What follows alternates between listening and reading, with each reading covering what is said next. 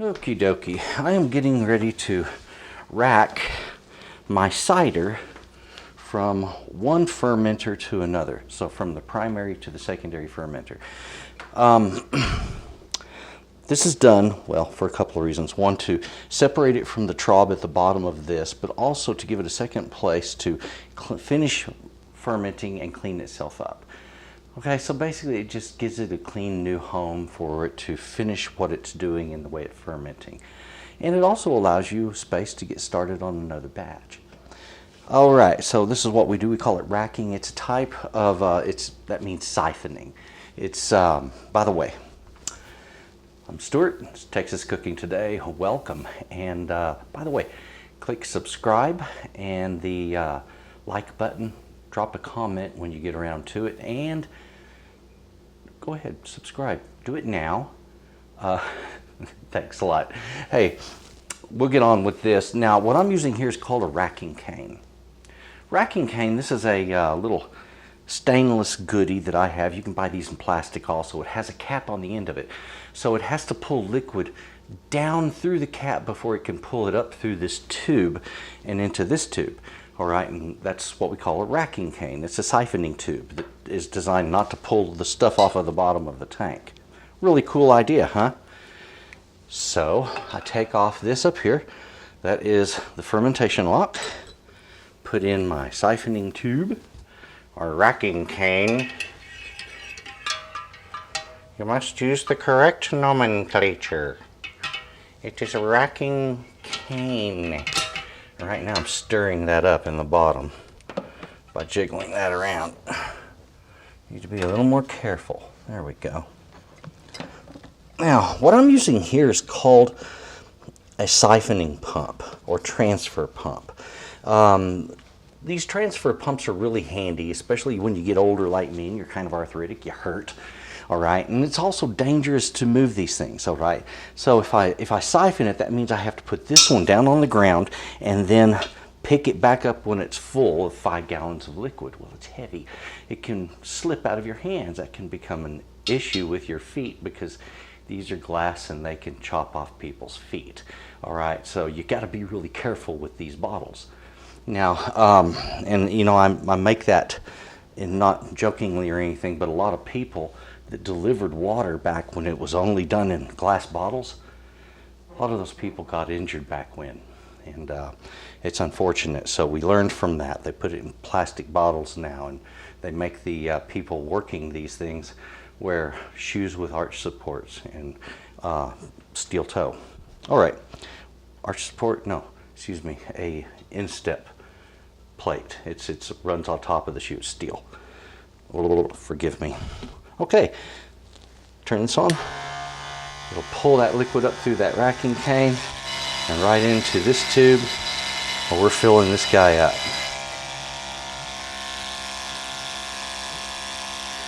Get those out of the way.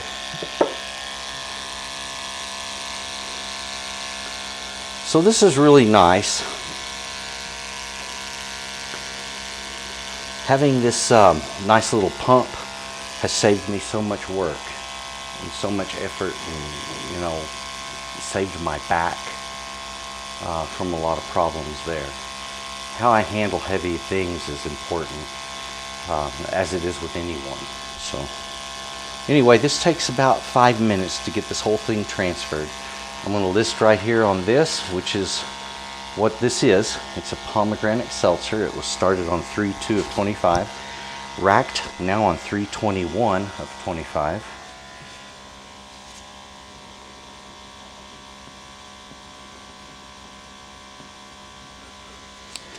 And so it'll be over here.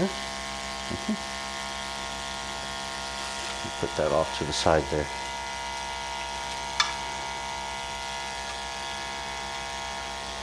Another way I keep up with what I'm making when I made it, because I have several batches going at once.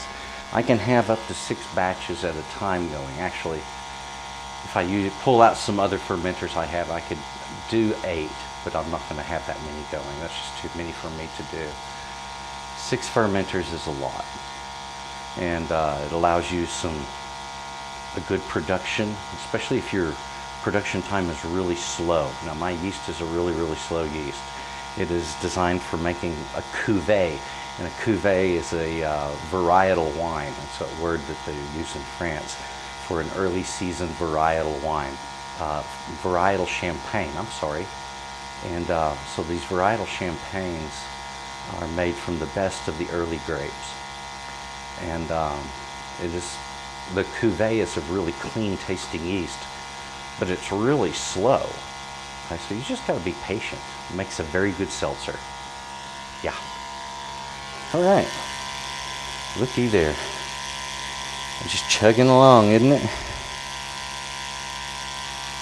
You got to be careful. Sometimes this hose will slip out. Keep an eye on it. Keep your hand ready, or just hang on to it. And so they also make a special clip that holds it to the top of a bottle. My last one kind of got weak and fell in, and I just stopped using it. Once I had to fish it out of a bottle, I was like, yeah, I'm not going to bother with it anymore. I might buy another one. I've been brewing in glass jugs like this for a couple of decades now.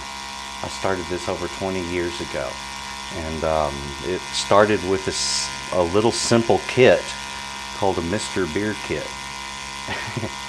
And it was just kind of this novelty on here's how you make beer, and it would make you real beer, and you could get replacements for the malt extract they sold. It was pre-hop extract. But then I got into it more and more and learned how to do my own conversion, fermenting, and so I was making beer from grains and stuff like that, and wines, learning how to make cider, and now seltzer. I really enjoyed making these seltzers. They're easy, low cost, and they do the trick. Nice thing about something like this is I can very easily set my alcohol content where I want it to be. So if I want something that be, let's say 3 or 4%, it's easy to get that. If I want something that's 12 or 15%, I can achieve that. It takes time, but it's doable, and something like that actually takes a couple of months to get that done. Slow fermenting, a lot of fermenting, a lot of sugar. In that case, you're looking at about like 10 pounds of sugar or more. It's a lot. Now, I use 6 pounds of sugar and 2 quarts of fruit juice. And that's a lot of sugar. So I'm getting around 9.5 to 10% on a 5-gallon batch. I'm using table sugar.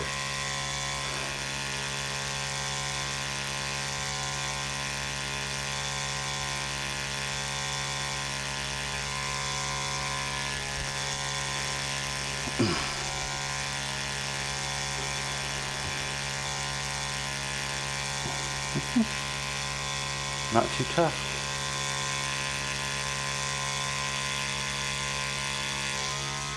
There we have it. The transfer is done.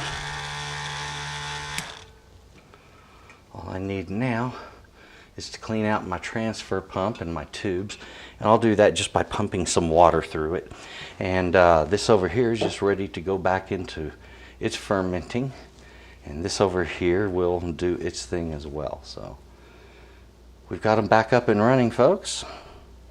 I'll be putting a new batch in this very soon, and I have another bottle I'll start a new batch for, and I'll just keep these things running solid and producing alcohol for me on just a regular basis.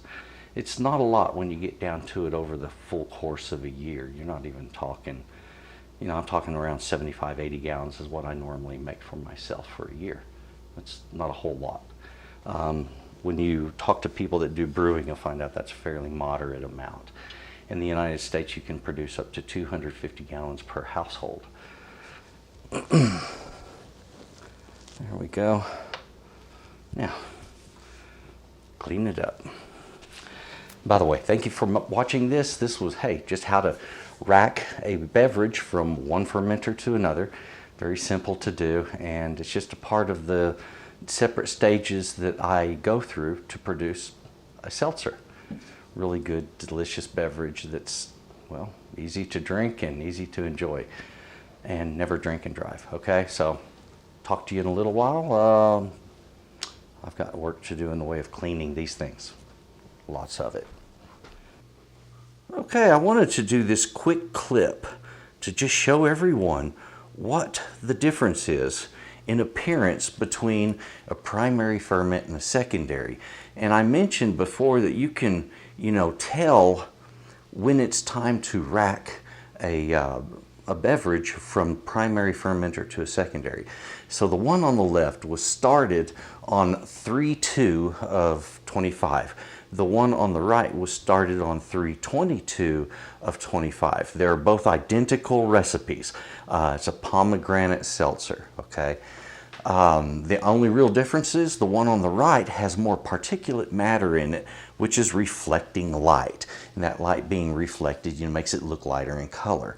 So as that starts dropping out and goes to the bottom and turns into what we call a traub, that liquid gets darker, like the one on the left. That one, when it gets kind of that color, that's when I rack it from one bottle to another. And as I mentioned before, racking is just siphoning. So we move it from one to the other and give it a new home, and that way it finishes up in there before we then put it in a keg or in bottles. So there it is, folks. There is the difference in appearance between a primary ferment and a secondary ferment.